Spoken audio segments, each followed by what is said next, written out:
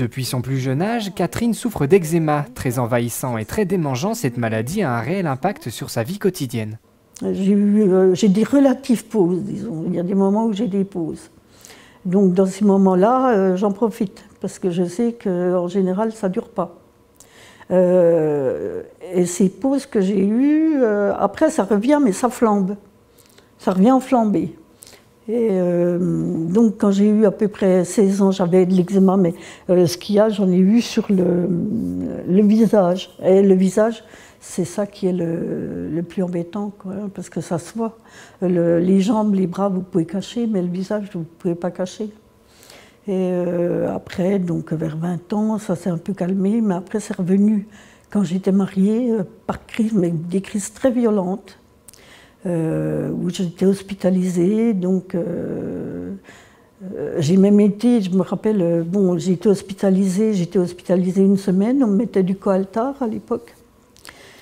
Et on me mettait du Coaltar de la tête aux pieds, on m'enveloppait de vieux pyjamas. Et je restais, des fois, 1 mois, je pouvais rester à l'hôpital, hein, quand j'étais pleine d'eczéma, qu'il fallait vraiment ôter toutes les croûtes, c'était l'horreur, quoi. Déjà, toutes ces croûtes, je me grattais beaucoup, j'avais beaucoup de croûtes, des croûtes partout, hein, et en plus, j'étais couverte de sang. Parce qu'en me grattant, moi je me grattais, hein, maintenant bon, ben, je me coupe les ongles très courts exprès pour ne pas que je me gratte. Mais il y avait des moments où je me grattais tellement que c'était...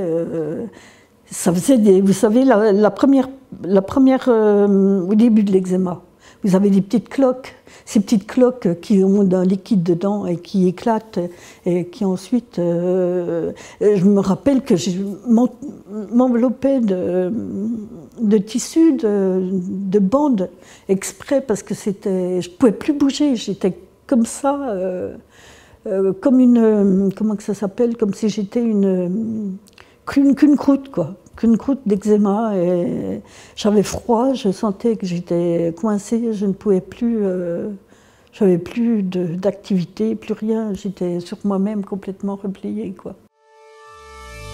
Une réaction? Un témoignage? Commentez ce reportage sur dijonsanté.fr.